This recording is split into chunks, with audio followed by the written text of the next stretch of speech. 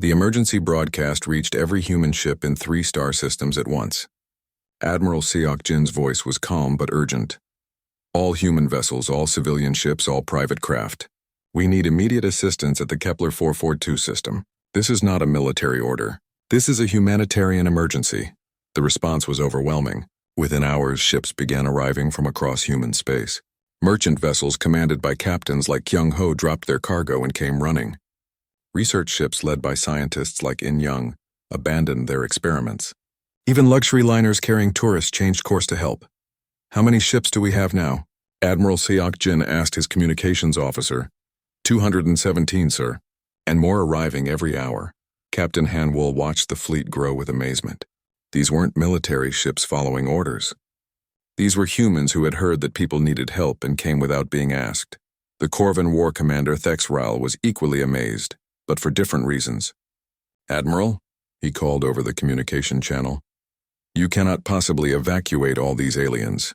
Why do you persist in this futile gesture? Because they're not aliens to us anymore, Seok Jin replied. They're neighbors, and humans don't abandon their neighbors. On the planet's surface, the final evacuation was a desperate race against time. The star's collapse was accelerating beyond all predictions. What had been 6 hours was now 3, then 2, then less. In the deepest city, engineer Dongwu was barely conscious. The radiation had cooked his internal organs, but he still held his position at the manual controls. Elder Kira stood beside him, her crystal body dim with grief.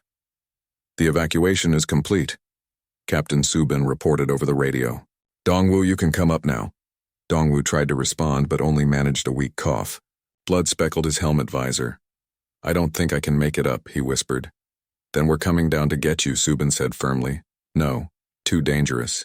The core could destabilize if I leave the controls. Kira moved closer to the human engineer. Dongwu Kim, there is something I must tell you. The quantum matrix is now stable. Your sacrifice has succeeded. You can leave. But if I go and it fails, it will not fail. Your hybrid system with Dr. Yun Young has made it stronger than it ever was. Kira's body pulsed with warm colors. You have given us not just our lives, but a better future. Now let us give you yours. 2 hours later, every human ship was loaded beyond capacity. The Velothi had been distributed throughout the fleet, with human families voluntarily giving up their quarters to house refugees. The cooperation between the species was remarkable. Dr. Hyawan worked with Velothi healers to treat both human and alien injuries. She discovered that Velothi biocrystal technology could accelerate human healing, while human medical knowledge helped optimize Velothi recovery. We're better together, she reported to Admiral Seok Jin. Our medical techniques complement each other perfectly. The same was true throughout the fleet. Human engineers working with Velothi technicians improved ship efficiency. Velothi quantum biology combined with human creativity produced innovations neither species could achieve alone. But they weren't safe yet.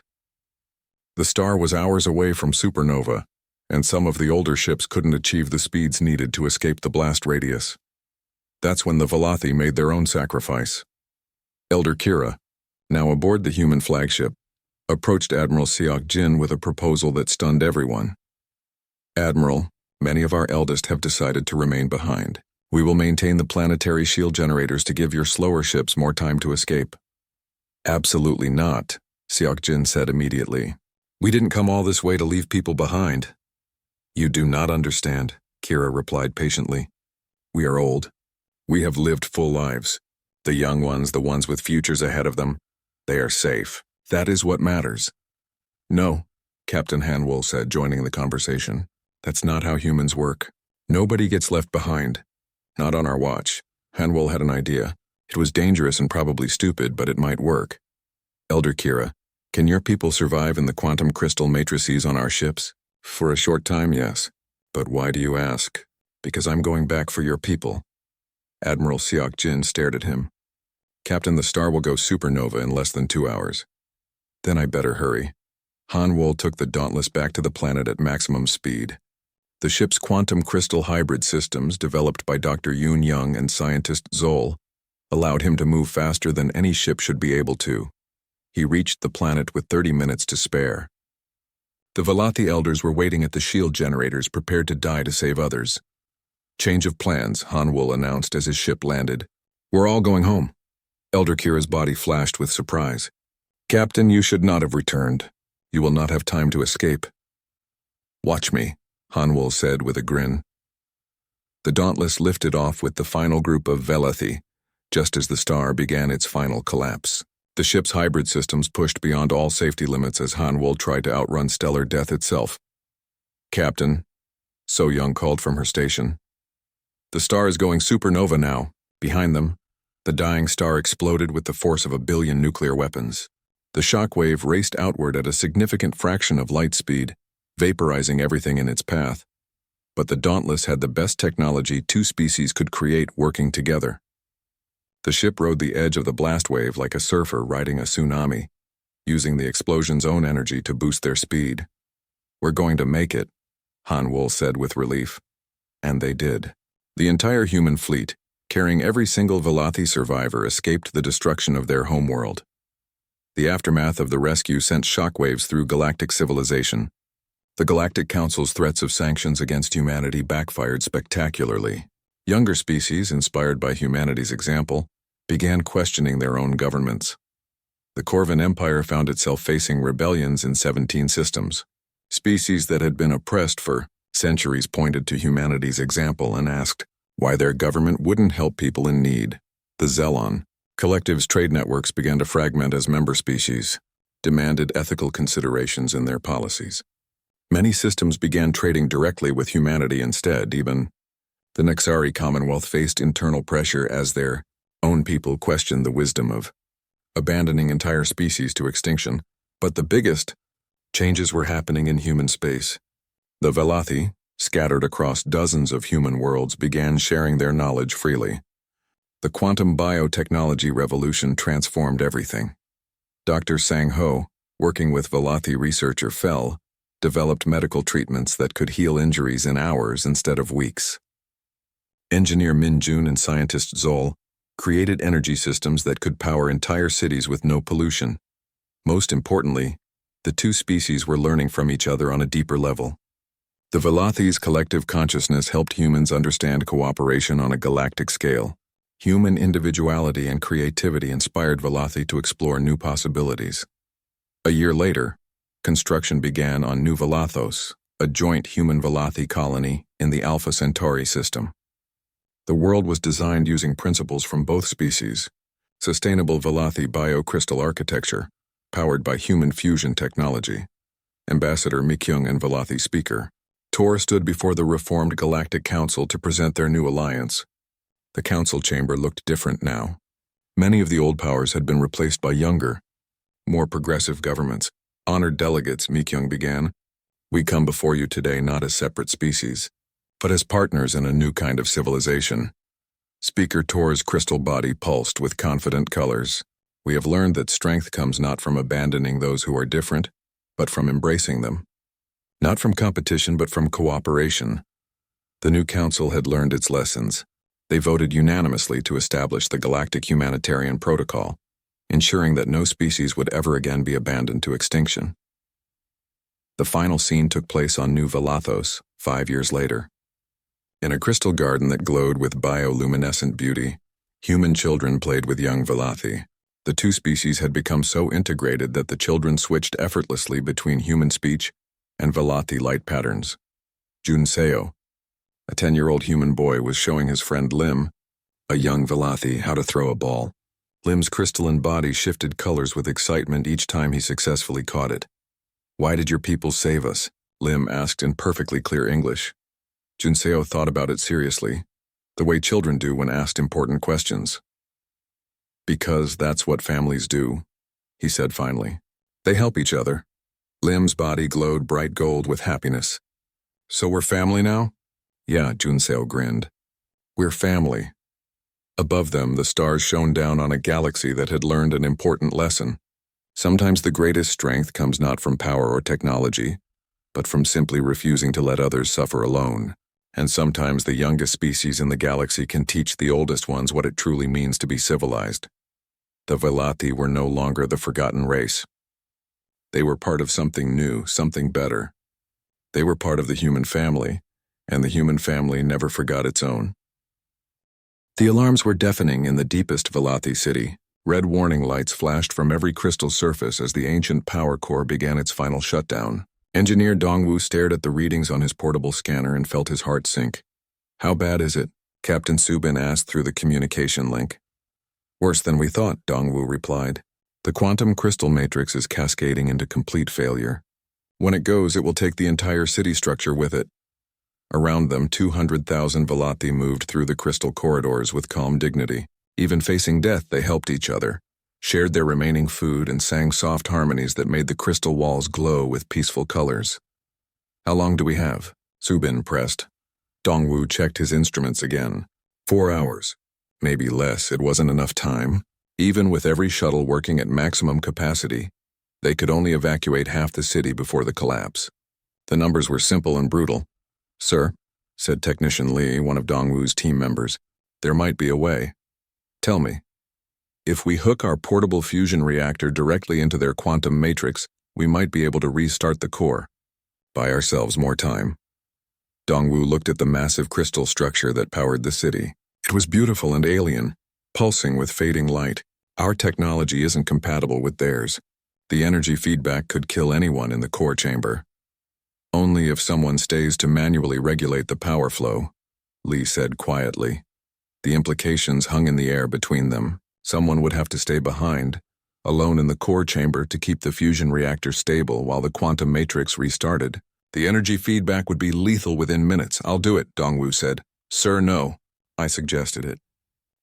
"You have a family back on Earth," Dongwu interrupted. "I don't. Besides, I know these systems better than anyone." Captain Subin's voice crackled over the radio. "Dongwu, what's your status?" "We have a plan, Captain. Start the evacuation. We'll buy you the time you need." High above the planet, the space battle was escalating.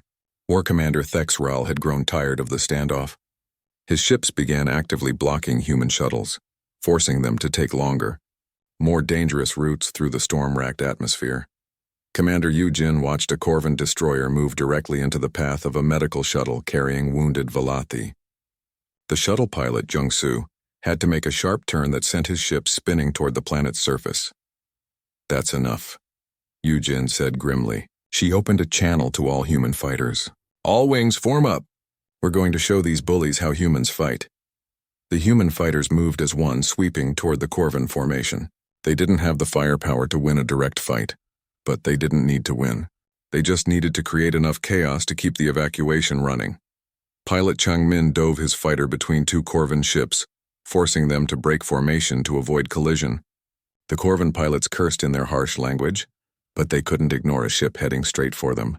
"You humans are insane," War Commander Thexral bellowed over the communication channel. "You're just figuring that out now?" Yujin replied, spinning her fighter in a spiral that no sane pilot would attempt. The Corvan ships were faster and more heavily armed, but they fought like machines following predictable patterns. The humans fought like artists, each pilot improvising based on instinct and emotion. It was chaos, but it was effective chaos. Down in the Crystal City, Dongwu and his team had reached the core chamber. The room was vast with a ceiling that stretched up into darkness. At the center, a massive crystal formation pulsed with dying light. "It's beautiful," whispered Technician Park. "And dangerous," Dongwu added. "Everyone except Lee needs to evacuate now. We can handle the rest. Sir, we should all stay. Better chance of success with more hands." Dongwu shook his head firmly. "This isn't a debate. Get out." "That's an order." Reluctantly, the other technicians left. Dongwu and Lee began setting up the fusion reactor, connecting human technology to alien crystal with jury-rigged cables and adapters. "Will this actually work?" Lee asked. "Honestly, I have no idea. But we have to try." Nearby, Elder Kira approached them. Her ancient crystal body was dim with exhaustion, but she moved with dignity. "Human engineer," she said. "We understand what you are attempting, and we understand the cost. Ma'am, you should be evacuating with the others. I am the eldest of my people in this city. I will not abandon it while others still remain." Kira's body pulsed with sad colors. "But I cannot ask you to die for us." Dongwu looked up from his work. "You're not asking. We're offering. That's what humans do. Why?" Kira's question was simple but profound. Lee answered while connecting another cable. "Because every life has value. Because no one should die alone. Because it's the right thing to do. Kira was quiet for a moment. Then her body began to glow with warm golden light. In all our long history, we have never encountered beings like you. You give without asking for anything in return. We get plenty in return, Dongwu said with a smile. We get to know that we helped. The fusion reactor was ready. Dongwu sent Li away and prepared to make the connection that would either save the city or kill him trying. Dongwu, Captain Subin's voice came over the radio. Evacuation is at 60%. We need another 2 hours. You'll get it, Dongwu promised. He activated the fusion reactor. The crystal matrix responded immediately. Power flowed through the ancient structures, bringing light back to the dying city. But the energy feedback was intense. Dongwu felt his environmental suit's radiation alarm screaming as deadly energies washed over him. Meanwhile, Dr. Yoon Young was having her own breakthrough in a different part of the city. Working with Velathi scientist Zol, she had been exploring the hybrid technology they had discovered. Look at this data pattern, Zol said, her crystalline fingers dancing over the interface. When we combine our biocrystal networks with your quantum computers, the processing power increases exponentially. Yoon Young stared at the readings. This isn't just addition. It's multiplication. Our technologies don't just work together. They make each other better. What does this mean for the evacuation? It means we can calculate better flight paths through the storms, more efficient power distribution for the ships, better life support systems. Yoon Young's excitement was growing. Zol, this could change everything. Together, they implemented the hybrid system across the human fleet. Almost immediately, shuttle efficiency improved by 30%. Ships that had been struggling with the harsh atmospheric conditions suddenly found optimal flight paths through the storms. How did you do that? Admiral Seok Jin asked when Yoon Young reported the improvements. We're not just rescuing the Velathi, she replied. We're learning from them. This partnership is making us both stronger. The improvements came just in time. Sensors detected that the star's collapse was accelerating even faster than predicted. What they thought were days was now measured in hours. All ships maximum evacuation speed, Admiral Seok Jin ordered. We're running out of time. In the core chamber, Dongwu was dying. The radiation was cooking him from the inside, but he held his position at the manual controls. Every few minutes he had to adjust the power flow to keep the fusion reactor stable. Status report, Subin called. Core is stable, Dongwu replied, though his voice was getting weaker. How's the evacuation? 80% complete. We need 1 more hour. Dongwu looked at his radiation meter. He didn't have an hour. He had maybe 20 minutes before the exposure killed him. But maybe that would be enough. Elder Kira had refused to evacuate. She stood in the core chamber, watching the human sacrifice himself for her people. Why do you stay? Dongwu asked during a brief break between power adjustments. Someone should witness this, Kira replied. Someone should remember that a human died to save Velathi lives. Your name will be remembered in our histories for as long as our species survives.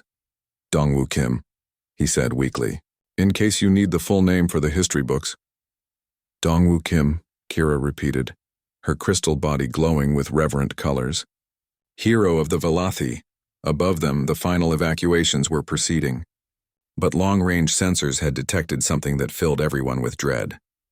The star wasn't just going to collapse. It was going to go supernova. When that happened, everything in the system would be destroyed instantly. And according to the latest calculations, they had less than 6 hours before it happened. The race against stellar death had become a sprint toward impossible odds. President Ye Jin stood at the podium in the United Earth Assembly Hall. Representatives from every human colony and nation filled the seats before her. The weight of her decision pressed down on her shoulders like a physical thing. Fellow humans, she began, her voice carrying clearly through the vast chamber. We face a choice that will define who we are as a species. She told them about the Velathi, about their dying world and the galaxy's refusal to help, about the threats from the Galactic Council. When she finished, the hall was silent. The Council has made their position clear, Yijin continued. If we help the Velathi, we risk everything. Our trade agreements, our protection treaties, our place in galactic civilization. They expect us to choose our own safety over the lives of innocent beings. She paused and looked out at the assembled representatives, but I believe that the measure of a civilization is not how powerful it becomes, but how it treats those who cannot help themselves. I believe that if we abandon the Velothi to save ourselves, we stop being human. The applause started slowly, then built into a roar that shook the building. Every representative was on their feet. The vote was unanimous. Humanity would help the Velothi no matter the cost. Within hours, Operation Stellar Bridge was in motion. Fleet Admiral Seok Jin took command of the largest humanitarian mission in human history. Every available ship was called into service. How many ships do we have? Admiral Ji-hoon asked during the briefing. 47 military vessels, 63 civilian transports, and 18 medical ships, Seok Jin replied. It's not enough to evacuate 1 million beings, but it's what we have. Then we'll make it work, Dr. Hai-won said firmly. She was leading the medical team. The Velothi have been dying slowly for 200 years. We're not going to let them die on our watch. The first challenge was understanding Velothi biology well enough to keep them alive during transport. Chief Engineer Jae-sung worked around the clock to modify human ships. Their bodies need specific light frequencies to survive, he explained to his team. Without it, their crystal structure breaks down and they die. Can we provide it? Asked Engineer Park. We're going to have to. I'm installing quantum light generators in every ship. It's experimental technology, but it should work.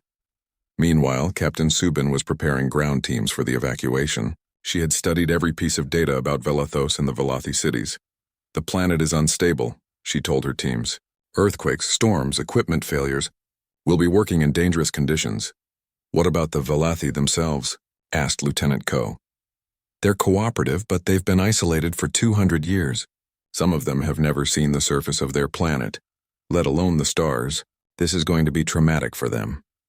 The fleet arrived at Velathos 3 weeks later. The planet looked even worse than in the reports. The dying star had turned angry red, and the surface was racked with constant storms. Captain Han-wol met the fleet in orbit.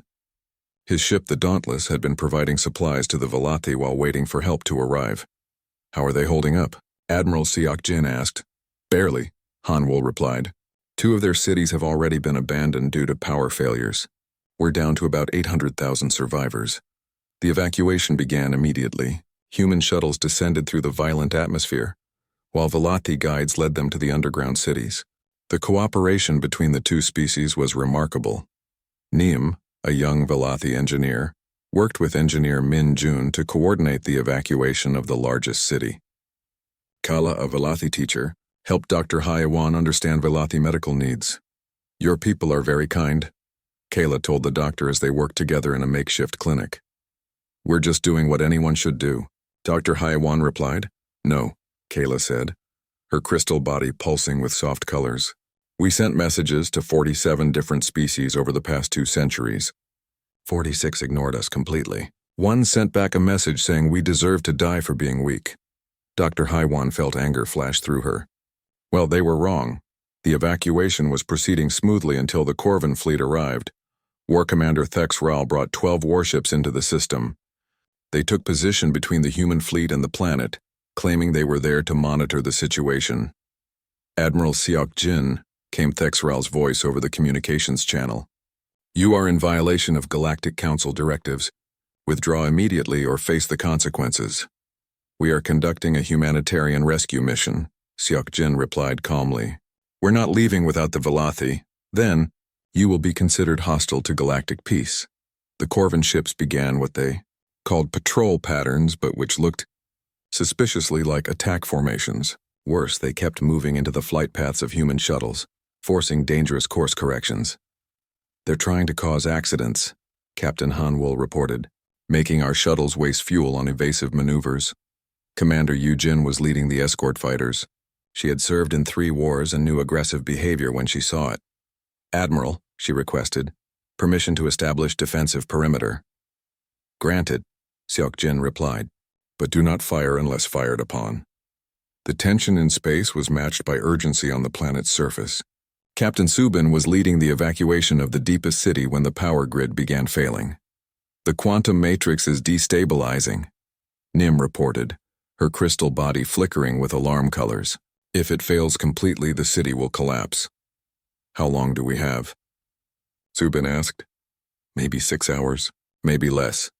There were still 40,000 Velothi in that city. 6 hours wasn't enough time to get them all out.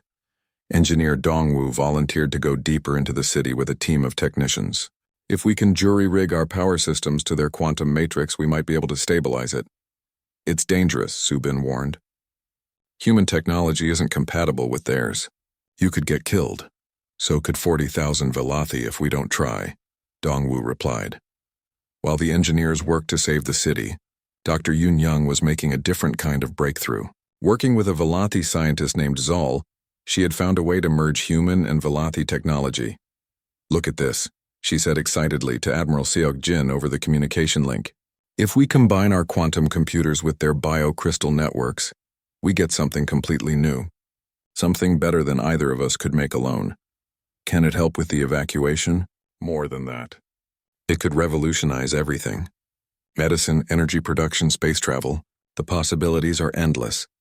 As if to prove her point, the hybrid system they had created solved the power crisis in the failing city. The quantum matrix stabilized, giving them the time they needed to complete the evacuation. But the good news was overshadowed by reports from human colonies. Strange accidents were happening throughout human space. Defense systems failing, communications going down, supply ships losing their way. It's sabotage, Intelligence Director Wan reported to President Ye Jin. The Galactic Council is trying to pressure us into abandoning the rescue. How bad is it? Ye Jin asked. Bad. If this continues, our outer colonies could be defenseless within weeks. Ye Jin looked at the reports, then at the images coming back from Velithos. Human and Velothi working together, saving lives, creating something new and beautiful. Continue the evacuation, she ordered, whatever the cost. In space above Velithos, the standoff continued. The Corvin ships grew more aggressive, but Commander Yujin and her pilots matched them, move for move. The humans were outnumbered and outgunned, but they flew with a creativity and unpredictability that frustrated the rigid Corvin tactics. Pilot Chang Min pulled off a maneuver that should have been impossible, threading his fighter between two Corvin destroyers to reach a stranded shuttle. How did you do that? His wingman asked. I didn't think about it, Chang Min replied. I just felt what the ship needed to do. It was becoming clear that while the Corvins had superior technology, humans had something else. They had intuition, creativity, and the ability to adapt on the fly. On the planet's surface, the final city was being evacuated when long-range sensors detected something terrifying. The star's collapse was accelerating. What they thought would happen over weeks was now going to happen in days. All teams, priority evacuation, Admiral Seok Jin ordered. We're almost out of time. The race against stellar death had begun. Admiral Ji-hoon sat in his office on Earth, reading Captain Han Wool's report for the third time. The words still didn't make sense to him. An entire species abandoned by the galaxy? Left to die on a dead world? It sounded like something from a horror story.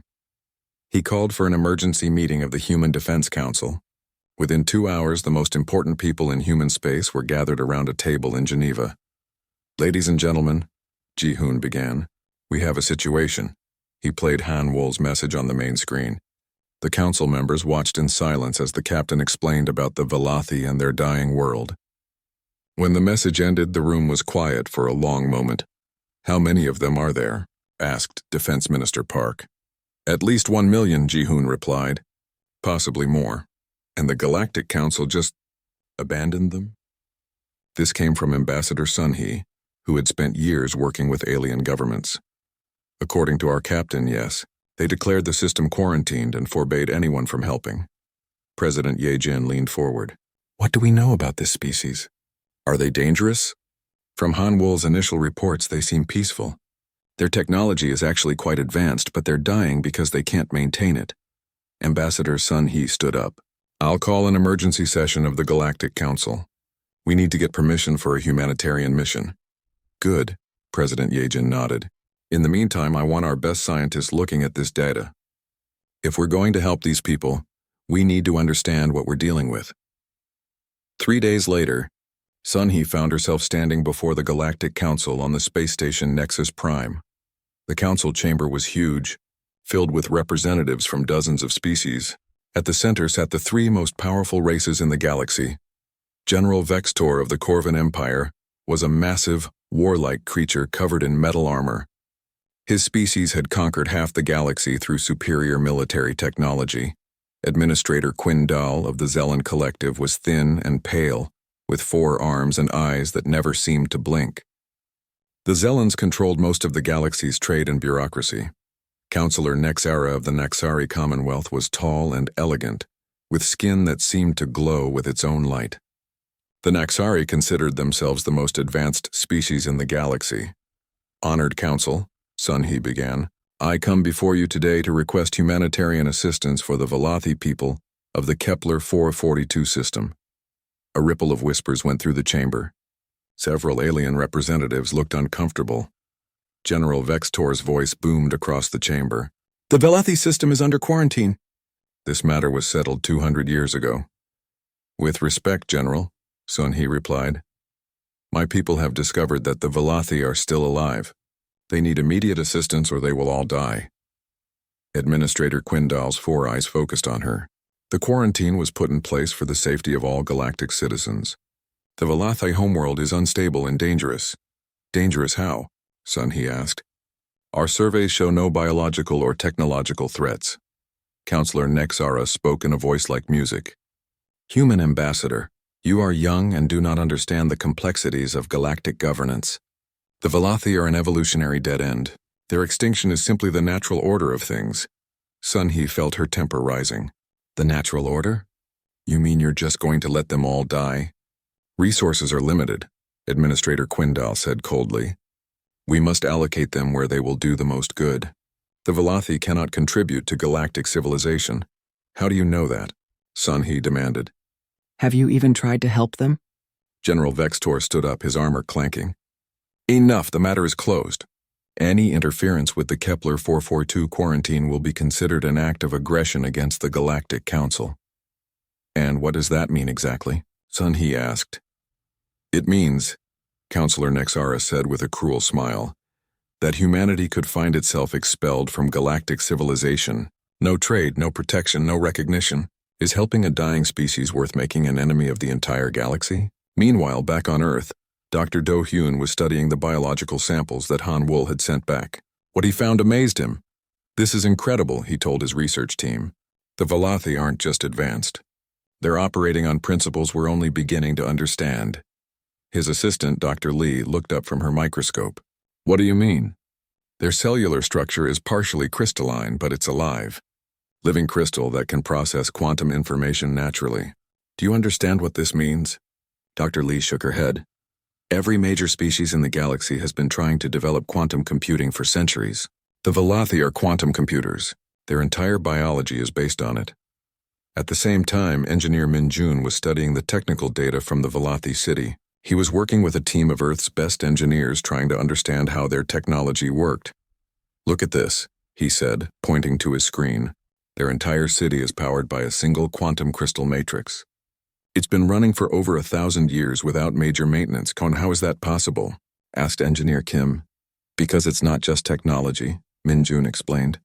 It's alive. The crystal grows and repairs itself. It learns and adapts. This isn't engineering as we know it. This is something completely new. The data kept coming in. The Velothi had developed sustainable technology that could run forever. They had learned to live in harmony with their environment instead of destroying it. Their society had no poverty, no war, no pollution. They're not evolutionary dead ends, Dr. Do Hyun told Admiral Ji-hoon during their next meeting. They're evolutionarily advanced. They've solved problems that we're still struggling with. Then why do the other species want them dead? Ji-hoon asked. Because they're different, Dr. Do Hyun said simply. The Velothi represent a completely different path of development. The major powers see them as a threat to their way of life. Back on Nexus Prime, Ambassador Sun He was getting ready to leave when she was approached by a young Corvin officer named Kexmin. Ambassador, he whispered. There's something you should know. Sun He looked around nervously. What? The quarantine wasn't about safety. My government has files on the Velothi. They were becoming too influential before their star started dying. Other species were starting to copy their technology, their social systems. So you destroyed them? We let nature do it for us, Kexman said bitterly. We just made sure nobody could help them. Sun He felt sick. Why are you telling me this? Because what we did was wrong.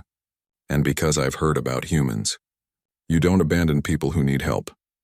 That night, Sun He sent an encrypted message to Earth. The Council has refused all aid to the Velothi. They've threatened sanctions against humanity if we interfere. But I believe we have a moral obligation to act regardless of the consequences. President Ye Jin read the message while looking out at the lights of Geneva below. In a few hours, she would have to make the hardest decision of her presidency. Save an alien species and risk humanity's place in the galaxy, or abandon them to maintain peace. She thought about what it meant to be human, what it meant to do the right thing even when it was difficult. By morning, she had made her choice. Captain Han Wool stared at the star charts on his screen. The UES Dauntless had been traveling through empty space for 3 weeks now. His mission was simple: map the outer regions of the galaxy and look for new worlds. It was boring work, but someone had to do it. Captain, called So Young from her science station. I'm getting some strange readings from the Kepler 442 system. Han Wool looked up. He knew that system. Everyone did. It was marked as a dead zone on all the maps. The Galactic Council had put warning signs all around it 200 years ago. Nobody was supposed to go there. What kind of readings? Han Wool asked. So Young frowned at her instruments. Energy signatures. Lots of them. Like someone is still alive down there. The bridge went quiet. Taman, the communications officer, looked nervous. Sir, the council orders say we should stay away from that system. It's quarantined. Han Wool walked over to So Young's station. The readings were clear. Something was definitely alive in that system. Something big. Set course for Kepler 442, Han Wool said. Sir? Taman's voice cracked a little. You heard me. If someone needs help, we help them. That's what humans do. The ship turned toward the forbidden system. As they got closer, So Young's readings got stronger. Finally, they could see the planet on their main screen. It looked terrible. The surface was brown and cracked. Huge storms covered most of it. The star above it was dying, turning red and swollen. Scanning for life signs, So Young reported. I'm reading millions of them. They're all underground. Han Wool felt his heart speed up. Millions of beings were down there, hiding under the surface of a dying world. Why had the council told everyone to stay away? Take us down, he ordered. Find a safe place to land. The Dauntless descended through the thick atmosphere. Lightning struck their shields again and again. Finally, they found a flat area near what looked like a metal structure sticking up from the ground. That's some kind of entrance, So Young said. The life signs are strongest right below us. Han Wool gathered his away team. Besides So Young, he brought Taman and 2 security officers. They put on their environmental suits and walked toward the metal structure. The entrance was covered in strange symbols that seemed to glow with their own light. As they approached, the symbols pulsed brighter. Then slowly the entrance opened. Should we go in? Asked one of the security officers. Han Wool nodded. We came this far. They walked down a long tunnel that curved deep into the ground. The walls were smooth and covered with more glowing symbols. The air was breathable, according to their scanners. After walking for 10 minutes, they reached a huge underground chamber. Han Wool gasped. The space was enormous, filled with buildings that looked like they were made of crystal. Thousands of beings moved between the buildings. But these weren't like any aliens Han Wool had ever seen. They were tall and thin, with bodies that seemed to be made of living crystal. Light moved through them in patterns that changed as they walked. When they saw the humans, they stopped and stared. One of them approached. It was taller than the others, with crystal that looked older and more complex. When it spoke, its whole body lit up with swirling colors. I am Kira, the being said in perfect English. We have been waiting for someone to come. Han Wool stepped forward. I'm Captain Han Wool of the Earthship Dauntless. We detected life signs and came to investigate. Kira's body pulsed with what looked like sadness. You are human, yes? We have heard of your people. You are young but brave. Who are you? What is this place? We are the Velothi, Kira explained. This was once our great city of Lumenspire. Now it is all that remains of our civilization. A younger Velothi approached them. I am Bin. I can help translate if Elder Kira's words are unclear. Kira gestured for them to follow. She led them through the crystal city. As they walked, Han Wool saw that many of the buildings were dark. Some had collapsed completely. The Velothi they passed looked weak and tired. What happened here? So Young asked. Our star is dying, Kira said. It has been dying for 300 years. We asked the other species in the galaxy for help. They said no. Why would they say no?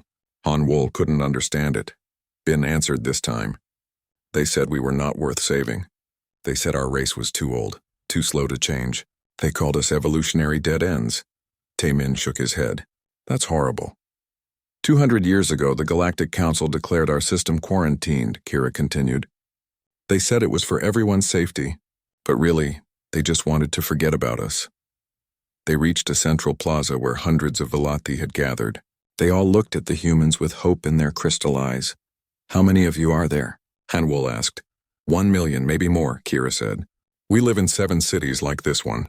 All underground. All slowly dying as our technology fails. So Young was scanning with her instruments. Your technology is incredible. It's all based on quantum crystal matrices. This is centuries ahead of anything we have. It was, Bin said sadly, but we can't maintain it anymore. We need rare minerals that we used to trade for.